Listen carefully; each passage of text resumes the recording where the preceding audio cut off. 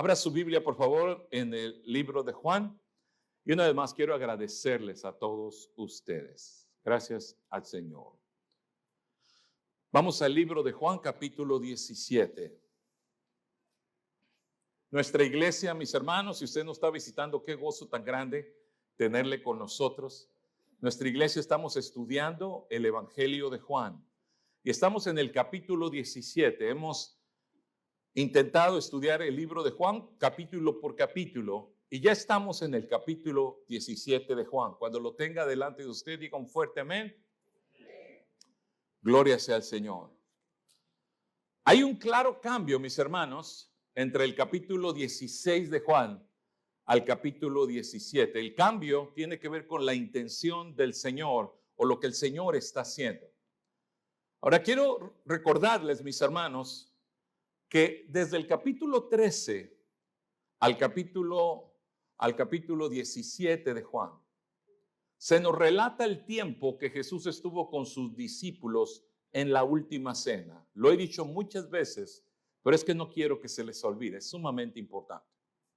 Las palabras que estamos viendo aquí son las palabras que Cristo dijo la noche anterior a su muerte. El Señor literalmente, mis hermanos, está a horas de ser arrestado, unas pocas horas. Y en la mañana siguiente, muy temprano por la mañana, sería juzgado. De hecho, antes de salir el sol ya estaba él siendo llevado de un lugar para otro y a las 9 de la mañana sería colgado en una cruz. Así que estas son las últimas palabras. Ahora, cuando empezamos en el capítulo 13, recuerde, el Señor empieza dándole este ejemplo a sus discípulos de servicio, lavándole los pies a sus discípulos, y sigue la conversación hasta final del capítulo 16. El Señor habla con sus discípulos. Pero ahora, mis hermanos, al comenzar capítulo 17 y el capítulo 17, el Señor ya no está hablando con sus discípulos. El capítulo 17, el Señor ya ha terminado de hablar con los discípulos y ahora el Señor va a orar y hablar con su Padre. Deja de hablar con sus discípulos y ahora va a hablar con su Padre. Va a pedir por sus discípulos. Va a rogar al Padre por ellos. ¿Qué es lo que el Señor le va a pedir a su Padre Celestial en la última noche que va a estar con sus discípulos? ¿Qué va a pedir por ellos? ¿Cuál va a ser las cosas que el Señor va a poner delante de su Padre para sus discípulos? Las vamos a ver brevemente, mis hermanos. Y quiero que cuando las veamos, vea usted el corazón del Señor por todos sus discípulos, los que estaban alrededor de la mesa en aquella noche y también los que están aquí presentes. El Señor nos ama, ya lo hemos visto y ya nos lo dijo el Señor, amén. Y ahora nos lo va a mostrar de la manera en que Él va a orar por sus discípulos.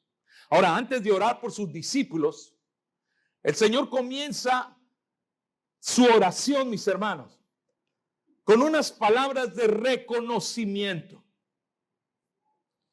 Ahora, el Señor nos enseñó a orar de esa manera. Nos enseñó de que antes de empezar a pedir, nos enseñó que nuestras oraciones primero tienen que darle la gloria a Dios. ¿Alguien recuerda Mateo 6? En la oración modelo, los discípulos le piden al Padre, a Jesús, que les enseñe a orar. Y el Señor les da una oración modelo. ¿Alguien recuerda esa oración modelo? Le llamamos comúnmente el Padre Nuestro. ¿Y qué fue lo primero que el Señor nos enseñó a decir en esta oración modelo? Padre nuestro, que estás en los cielos, santificado sea tu nombre. Lo primero que nos enseñó el Señor es que cuando oremos, lo primero que hagamos una expresión de adoración, de reconocimiento y de llevarle toda la gloria a aquel que merece toda la gloria, a nuestro Señor. Así que el Señor hace lo mismo, mis hermanos. En el capítulo 17, verso del 1 al 8, el Señor da una palabra de reconocimiento y de gloria al Padre. Porque todo lo que sucederá en las próximas horas, hermano, es para la gloria de Dios.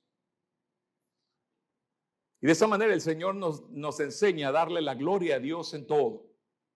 Ahora, mis hermanos, darle la gloria a Dios no quiere decir que cuando tú le das la gloria a Dios, la gloria de Dios se hace más grande. Eso es imposible. La gloria de Dios es y ha sido perfecta desde siempre. El Señor es perfecto y su gloria es perfecta por los siglos de los siglos y seguirá siendo perfecta para siempre. Darle la gloria a Dios es reconocerlo nosotros, hermano. Reconocer que Él merece todo el reconocimiento, el mérito, el propósito de todo es que llevemos la gloria y exaltemos su nombre. Que llevemos la gloria a Él. Él tiene que ser reconocido y exaltado. Mis hermanos, Jesús está a punto de ir a la cruz, como ya hemos dicho. Va a ir a la cruz en unas horas. Y va a ir para comprar nuestra salvación y para limpiar nuestros pecados. La gloria sea para el Señor. Pero mi hermano, el propósito final de Cristo ir a la cruz no somos nosotros. Él nos va a comprar para que nosotros, nuestras vidas, sean de gloria a Dios. Y un día vas a estar en la presencia del Señor porque eres salvo, porque tus pecados fueron limpiados en la cruz del Calvario. Vas a estar delante de su presencia. ¿Y qué es lo que vas a hacer, hermano? Darle la gloria al Señor por toda la eternidad. ¿Te das cuenta? El final de todas las cosas, dele la gloria a Él. El final de todas las cosas es la gloria de Dios. El final de todas las cosas es la gloria de Dios. Y por eso Jesús comienza así su oración. Comienza dándole la gloria a Dios y pidiendo también, dice, que el Padre le glorifique a Él. ¿Qué quiere decir eso? Vamos a ver eso. Ve el verso 1. Estas cosas habló Jesús, o sea, lo que ha dicho en los capítulos 14 al capítulo 16. Dice, y levantando los ojos al cielo, dijo, Padre, la hora ha llegado, glorifica a tu Hijo, para que también tu Hijo te glorifique a ti. Cuando Cristo en otros pasajes de Juan habló de su glorificación, lo conectó con el hecho de que Él regresaba a su Padre.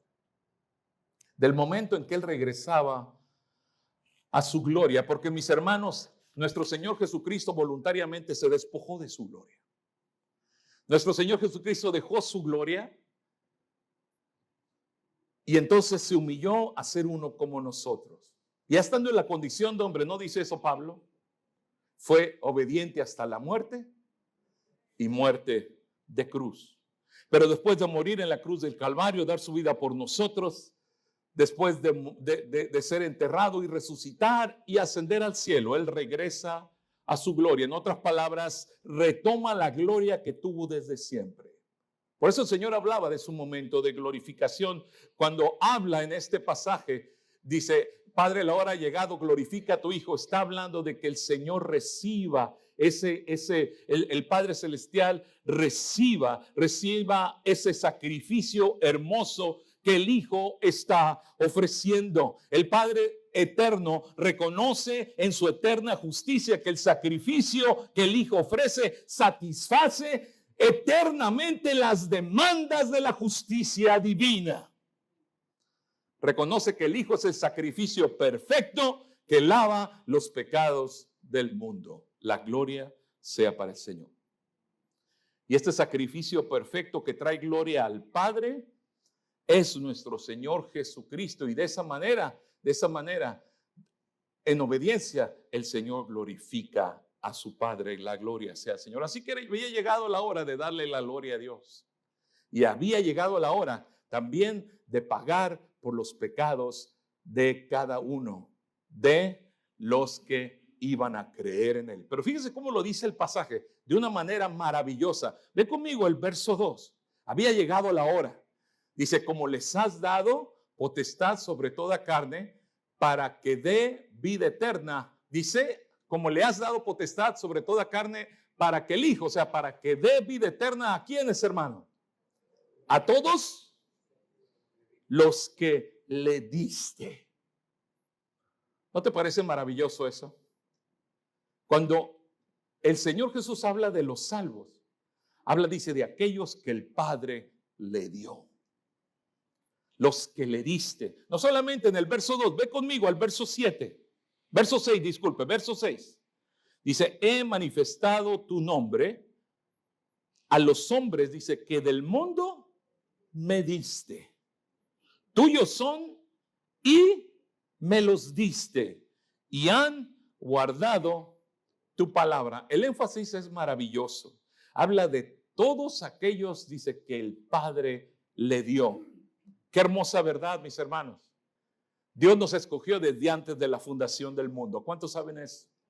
El Señor nos escogió desde antes de la fundación del mundo. Somos amados por el Señor desde siempre. Somos de Jesucristo. El salvo es de Jesucristo. Es de Cristo, eres de Cristo, pero sin merecerlo. Es gracia, hermano. Es gracia y siempre va a ser gracia. El Señor tocó tu corazón un día, te redarguyó de pecado y nos hizo entender la obra de Jesucristo y ahora somos nuevas criaturas. Pero todo ha sucedido porque el Padre obró en tu corazón y en tu vida. Y esta verdad y esta seguridad y este hecho claro en la Escritura es verdad para todo aquel que ha sido salvo. Somos salvos porque estábamos en el corazón del Padre desde antes de la fundación del mundo. Verso 12. Cuando estaba con ellos en el mundo, yo los guardaba en tu nombre. A los que me diste, yo los guardé. ¿Y qué dice la Escritura? Léelo en voz alta conmigo. Y ninguno de ellos se perdió. Cada uno que estaba en el corazón del Señor y que está en el corazón del Señor, un día va a ser llamado por el Señor. La gloria sea para Dios. Y lo dice, ninguno de ellos se perdió, sino ¿quién? El hijo de perdición, para que la Escritura se cumpliese. ¿De quién está hablando ahí? Está hablando del hombre que ya había dejado la habitación. ¿Recuerdas quién era? Judas. Que hemos visto claramente, y lo hemos visto en la Escritura claramente, que no era realmente un creyente. Un día el Señor nos llamó hacia Él para que llegáramos a casa. Somos salvos por gracia.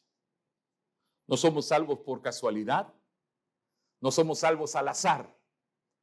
No somos salvos porque algún día nosotros quisimos ser salvos. Somos salvos porque el Señor tocó nuestros corazones y nos lavó con su sangre preciosa. Somos salvos por gracia, por nada más. Jesucristo murió en la cruz del Calvario para perdonar nuestros pecados y cumplir así el propósito de Dios en tu vida. Un propósito que estuvo en el corazón de Dios desde siempre y por eso al final de todo, porque el Señor es el que escoge, el Señor es el que paga, el Señor es el que llama y el Señor es el que salva. Entonces el Señor se lleva toda la gloria. Nadie merece ningún mérito de nada, solamente el Señor. El Señor se lleva toda la gloria. En esta obra maravillosa, donde tú puedes conocer al Señor, el Señor se lleva toda la gloria. Ve conmigo al verso 3. Regresa conmigo al verso 3. Esta es la obra maravillosa. Vamos a ver la obra maravillosa que Dios hizo en nuestro corazón. ¿Y cómo es que ahora somos salvos? ¿Cómo llegamos a donde estamos? Ahora, si tú no eres salvo, si tú dices, bueno, yo no estoy seguro si soy creyente, quiero que pongas mucha atención, especialmente en el verso 8 que vamos a ver a continuación. Pero vamos a empezar a leer desde el verso 3. ¿Estás conmigo? Dice, y esta es la vida eterna. Esa es la vida eterna. Esa es la vida eterna. Que te conozcan a ti, el único Dios verdadero, y a Jesucristo, a quien has enviado. Recuerda, una y otra vez en este discurso el Señor nos ha dado esta seguridad. Nadie puede conocer al Padre sin conocer al Hijo. Es más, si alguien aborrece al Hijo, aborrece al Padre. Y Jesucristo es el único camino, la verdad y la vida. Una y otra vez el Señor nos lo ha insistido. Verso 4, yo te he glorificado en la tierra, he acabado la obra que me diste que hiciese. He manifestado tu nombre a los hombres que del mundo me diste, tuyos eran y me los diste, y han guardado tu palabra. Ahora han conocido que todas las cosas que me has dado proceden de ti, porque las palabras que me diste les he dado y ellos las recibieron. Y han conocido verdaderamente que salí de ti y han creído que tú me enviaste. Este último verso que acabamos de leer, lo tenemos en la pantalla, verso 8. Quiero que veas los 4 verbos principales de este de este pasaje. Porque hermanos, si alguien aquí dice, ¿cómo es que yo puedo explicarle el evangelio a alguien? Te recomiendo que uses este versículo. Porque no hay ser humano que haya llegado a conocer, a ser salvo, que no haya pasado por esto. Todos los que somos salvos hemos pasado por este proceso. El Señor lo describe de una manera maravillosa. Mira, el primer verso es dar. ¿Ya lo identificaste? El primer verbo ahí importante es dar. El segundo verbo ahí importante es recibir. ¿Ya lo viste? El tercer verbo ahí es conocer. Amén. Y el cuarto verbo ahí es creer. Esas cuatro cosas, todas las personas que son salvos tienen que experimentar. La primera, dar. ¿Quién da a quién algo? Dice el Señor, dice, porque las palabras que me diste, yo se las he dado. Aquel que es salvo es porque primero recibió la palabra del Señor. Amén. Es lo primero que tiene que suceder. Alguien te tiene que hablar de Cristo. Alguien que tiene que dar el mensaje. El primer paso es dar la palabra. Dice el Señor, yo les di la palabra. Ahora el segundo verbo ahí es ¿qué? Recibir. Entonces este es el proceso. ¿Cómo podemos ser salvos? Primeramente tenemos que recibir la palabra. Alguien nos tiene que dar la palabra y después la tenemos que recibir. Recibir. Y luego me encanta el tercer verbo ahí. Y tenemos que, dice, y han conocido verdaderamente que salí de ti. Tiene que llegar un momento donde hay un reconocimiento. De decir, yo reconozco que Cristo es el Salvador. Yo sé que lo que me está diciendo, he recibido la palabra y sé que esta palabra es verdad. Y luego viene el último paso. ¿Cuál es el último paso? Han conocido y han creído. Han creído que tú me enviaste. ¿Cuál es la diferencia entre conocer y creer? En mi clase que he tenido de la salvación les compartí a los hermanos un ejemplo, que a mí me encanta ese ejemplo porque me aclara en mi mente qué es creer.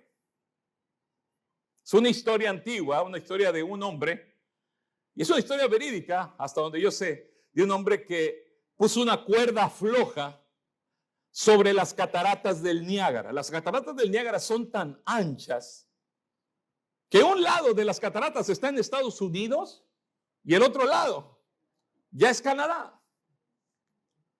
Y ese hombre puso una cuerda floja de lado a lado. Increíblemente cruzó las cataratas del Niágara caminando sobre la cuerda. Y la gente lo que estaba viéndolo estaba asombrada y enloquecida, aplaudiéndole. ¡Ah, qué bárbaro! Y entonces, ¿qué crees que hizo él? Cruzó una segunda vez. Pero cruzó empujando una carretilla. Y cruzó hasta el otro lado. Y ya estando del otro lado, dijo, voy a cruzar una tercera vez. Pero ¿cuántos de ustedes creen que puedo cruzar con una persona dentro de la carretilla?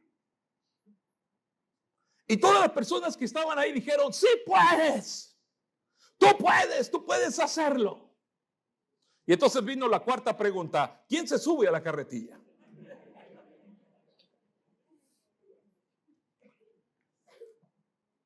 Un hombre levantó la mano y dijo, yo me subo. ¿Quién realmente le estaba creyendo que podía hacerlo? Hermano, eso es creer. Muchas personas dicen, no, Jesús es el Salvador del mundo. Yo sé que Jesús tiene poder. Pero mi pregunta es, ¿ya te subiste a la carretilla? ¿Ya realmente le diste el control de tu vida a Jesús? ¿Estás dispuesto y entiendes que Jesús sostiene tu vida y que tiene el poder para sostenerte? O dices, oh Señor Jesús, yo sé que eres poderoso, pero me quedo aquí en la orilla, no me quiero subir. Creer es entregarle tu vida a Jesucristo. Y reconocer que Él tiene derecho a ser soberano sobre tu vida.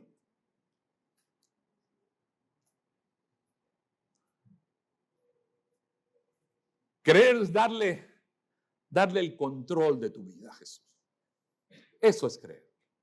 Así que me pregunta es, ¿has creído? ¿Ya te subiste a la carretilla? ¿Le abriste tu corazón a Jesús y te subiste? Porque no hay ninguna persona que es salvo hoy que no haya pasado por este proceso que el Señor describe de una manera tan hermosa.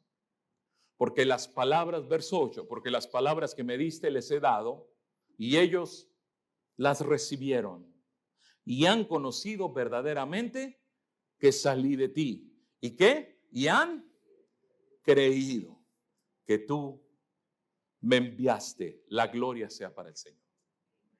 El Señor pide ahora, y recuerde todos estos versos, el Señor está dándole la gloria al Señor por lo que Él ha hecho en lo que va a hacer a través de la cruz del Calvario y en la vida de los discípulos.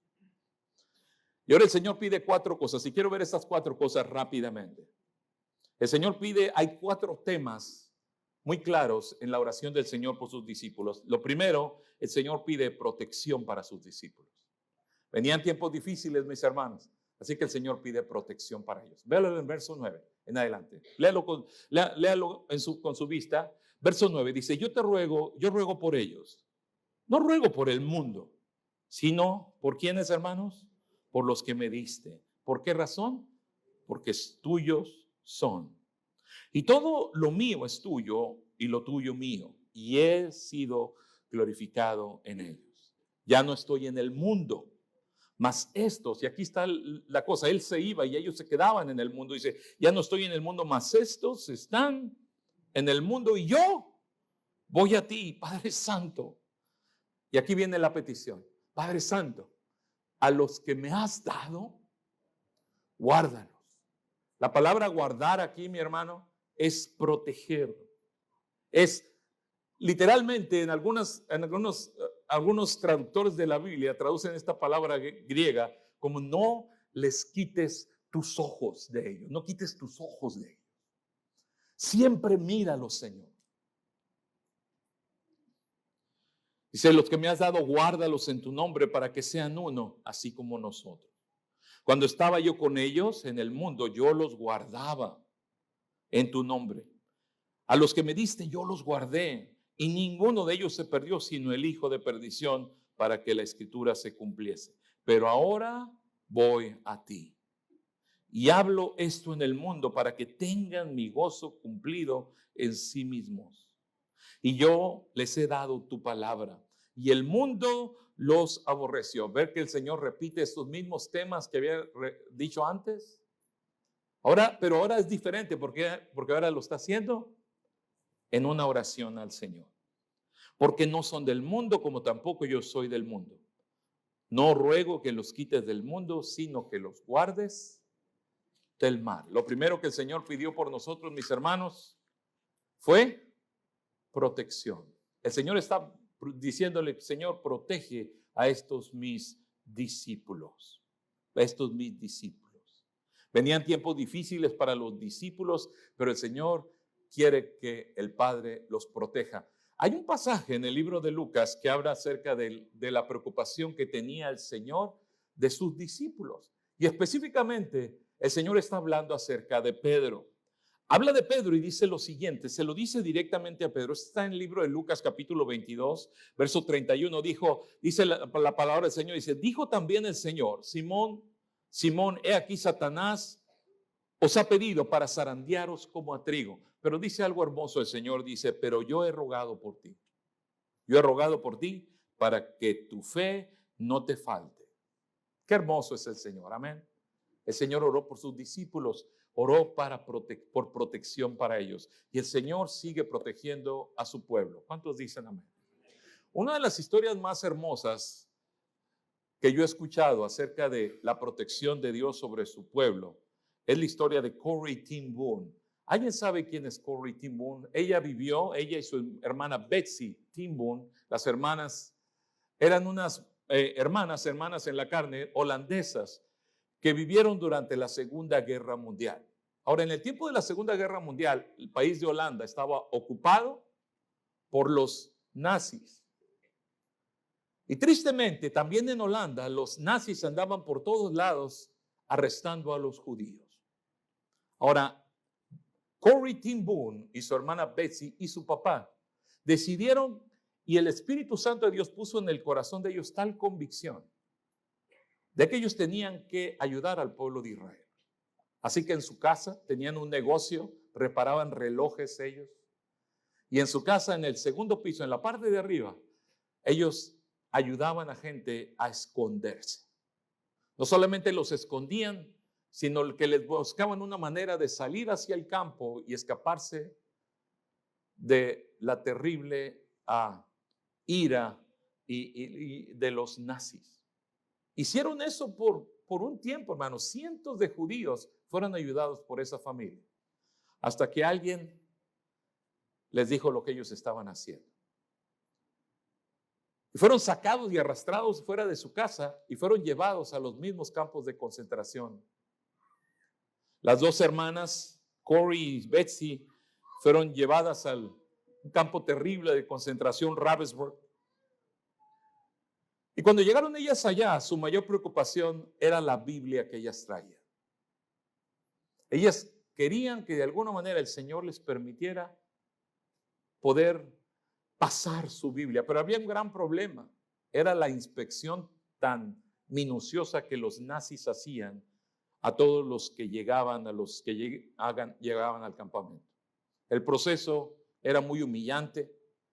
Todas las personas, se les pidió a todas las mujeres que llegaron al campamento que se desvistieran y en sus manos tenían que tener su ropa, agarrar su ropa y llevarla a cierto lugar donde tenían que inspeccionar su ropa. Corrie, dice ella, y daba testimonio a la hermana de que ella puso la Biblia dentro de la ropa. Y fervientemente oró al Señor de que de alguna manera Dios protegiera esa Biblia, porque era muy importante para ellas. Cuando llegó su turno de ser inspeccionada, algo increíble sucedió. La guardia que debía de revisarla, la hizo pasar, simplemente la dejó pasar, literalmente, decía ella, como si no la hubiera visto, como si ella fuera invisible. La dejó pasar y la Biblia, escondida entre las ropas, pasó y quedó intacta. Nadie la tocó. Y supo que había Dios intervenido milagrosamente para permitir que su palabra llegara a la oscuridad de ese terrible lugar. Hermanos, la historia de ellas es increíble. Si alguien tiene alguna vez la oportunidad de leer el libro que Corrie ten Boom escribió, es un libro maravilloso. Es de mucha inspiración. Esa Biblia, mis hermanos, fue de gran esperanza para ellas, pero no solamente para ellas dos, sino muchas mujeres en aquel oscuro lugar encontraron esperanza a través de esa Biblia que Dios milagrosamente permitió que pasara a ese lugar de tormento. Dios guarda a su pueblo.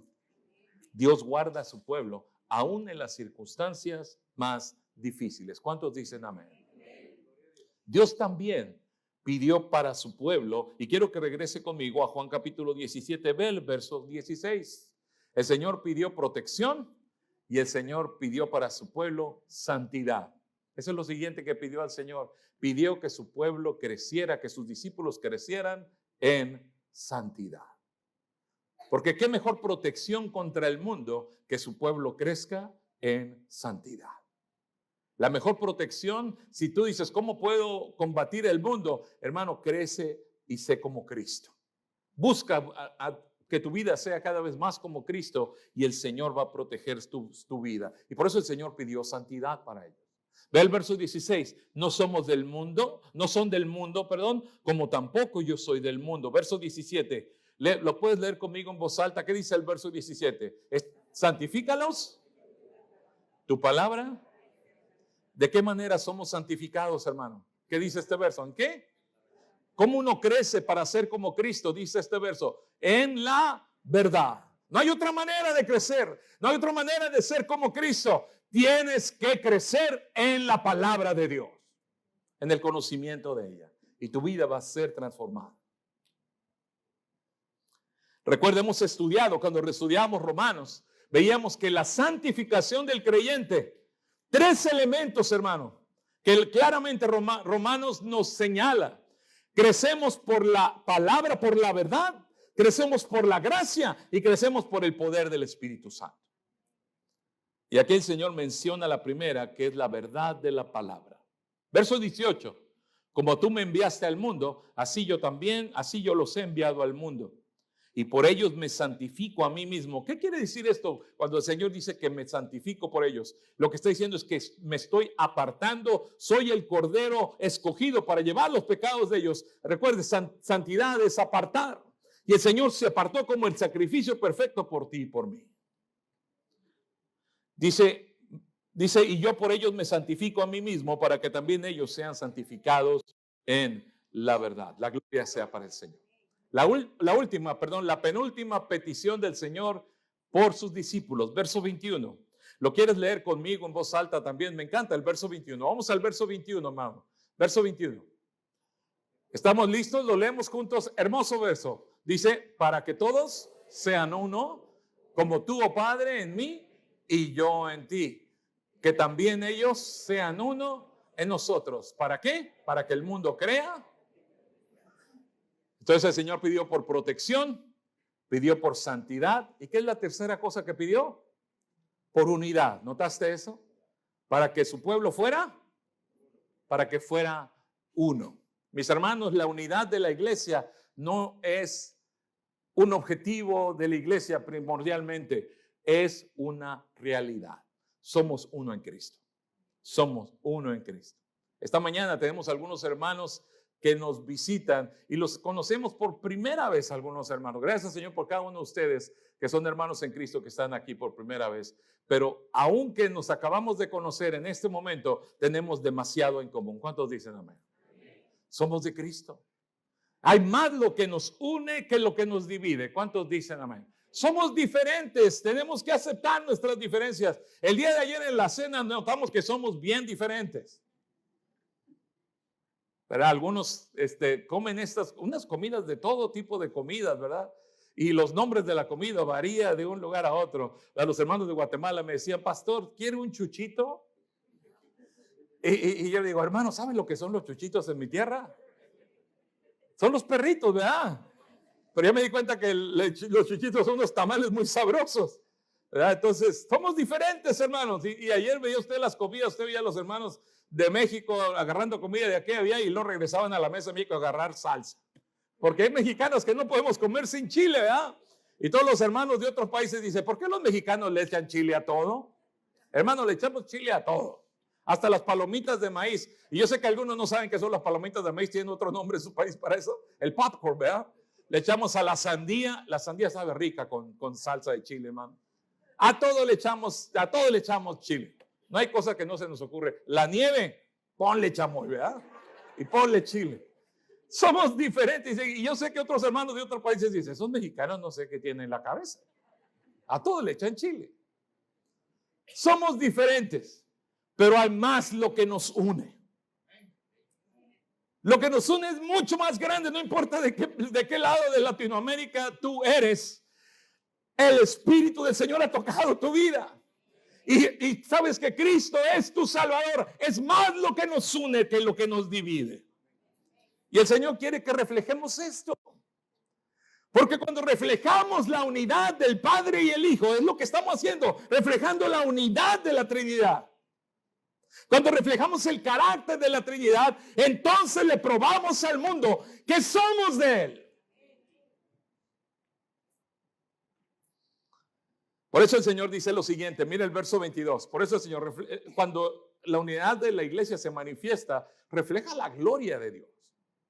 La gloria de Dios que me diste, yo les he dado, para que sean uno. Y note quién es el ejemplo. Así como quién. Está hablando con su Padre, así como nosotros somos uno. Y el Señor explica esta unidad en perfección. Ve el verso 23, lo explica de esta manera: yo en ellos y tú en mí, para que sean perfectos en unidad. Perfectos en unidad no quiere decir que todos pensamos exactamente lo mismo. No, lo que el Señor está diciendo es que esta unión, esta relación, esta conexión perfecta que el Padre tiene con el Hijo es la misma conexión, es la misma fuerza de la conexión perfecta que el Señor tiene contigo. Qué maravilla es eso. Dice, para que el mundo conozca que tú me enviaste y que los has amado a ellos, como también a mí me has amado. La gloria sea para el Señor. ¿Quieres ver la última petición? Porque la última petición del Señor, el último motivo de oración del Señor por sus discípulos es maravilloso. ¿Estás listo? Con esto vamos a terminar. Verso 24. Padre, aquellos que me has dado, fíjese qué hermosa petición. Quiero que donde yo estoy, también ellos estén conmigo. ¿Cuánto le dan gloria a Dios por eso? Esa es la última petición. La última petición del Señor dice, Señor, que ellos un día estén conmigo. ¿Y sabe para qué? Ahí lo dice. Dice, para que vean mi gloria. ¿Notaste eso? Padre, aquellos que me has dado, quiero que donde yo estoy, también ellos estén conmigo para que vean mi gloria que me has dado. Porque me has amado desde antes de la fundación del mundo. Qué hermoso es el Señor. Ahora, el Señor está orando por sus discípulos, los que están alrededor de la mesa. Pero ¿sabes qué? Esta oración no solamente era por ellos 11. Esta oración también era por alguien más. Por eso me brinqué el verso 20, porque quería yo terminar con el verso 20. Regresa conmigo al verso 20. ¿Qué dice el verso 20? El Señor también oró, no solamente por los que estaban alrededor de la mesa. Dice, mas no ruego solamente por estos, o sea, los que estaban alrededor de la mesa, sino por quién también, mis hermanos. Sino también por quiénes. Por los que han de creer en mí por la palabra de ellos. ¿Quiénes son esos? Voltea con tu vecino y dice, tú eres ese, tú eres ese. ¿Cuánto le dan gloria a Dios? Somos nosotros, hermanos. El Señor pidió por nosotros. Somos nosotros. Y el Señor pidió por unidad en su pueblo. Pidió por santidad en su pueblo. El Señor pidió por protección en su pueblo. Y el Señor pidió de que un día podamos estar con Él. ¿Sabe para qué? Para ver su gloria. ¿Te imaginas que la primera vez que tú vas a ver a Jesucristo, lo vas a ver en toda su gloria? Ahora, el Señor Jesucristo, cuando estuvo aquí en la tierra, los discípulos lo conocieron, pero lo conocieron en esta tierra. Y aparentemente, de hecho, Isaías lo dice de esta manera, que su apariencia no iba a ser extremadamente atractiva. O sea, iba a ser un hombre normal, es lo que Isaías dice. Oh, hermano, pero cuando nosotros lo conozcamos, lo vamos a ver en toda su gloria. Es más, este hombre que escribió el Evangelio de Juan en el Apocalipsis tiene el privilegio, nos dice él, de ver a Jesús en toda su gloria. ¿Recuerdas eso? Y cuando lo vio en toda su gloria, dice esto Juan, que cuando lo vio, cayó como muerto ante sus pies, porque era una visión increíble. Un día tú vas a ver al Señor en toda su gloria. Y por primera vez en tu vida vas a conocer verdadero y completo y absoluto y eterno gozo. Un gozo que nadie te va a quitar. Lo vas a ver en toda su gloria. Y esa vista de ver al Señor en toda su gloria te va a llevar a una sola cosa, porque una sola cosa puede inspirarnos eso, y es que alabar y bendecir su nombre. Así que el Señor un día te va a dar ese privilegio. Va a ser tan grande que no vas a querer quitar la vista. Es más, no vas a tener necesidad de quitar la vista de Él, porque su gloria va a ser tan grande, tan inmensa. Y ahí vamos a estar, hermano, todo el pueblo de Dios. Si tú no conoces a Jesucristo como tu Salvador o no tienes seguridad de que le conoces, dices, yo no estoy seguro si soy de Cristo. es importante que le aceptes. La palabra ya la has recibido. Una y otra vez en esta mañana hemos hablado de lo que el Señor ha hecho. La palabra ha sido dada. Ahora tienes que recibirla y tienes que reconocer que Él es el Salvador. Y tienes que creer. En otras palabras, te tienes que subir a la carretilla. Tienes que entregarle tu vida. Así que vamos a terminar dándote esa oportunidad. No te salgas de aquí como llegaste. Salte con la seguridad de que Cristo es tu Salvador. Y que un día vas a estar con Él. Inclina tu rostro, vamos a orar.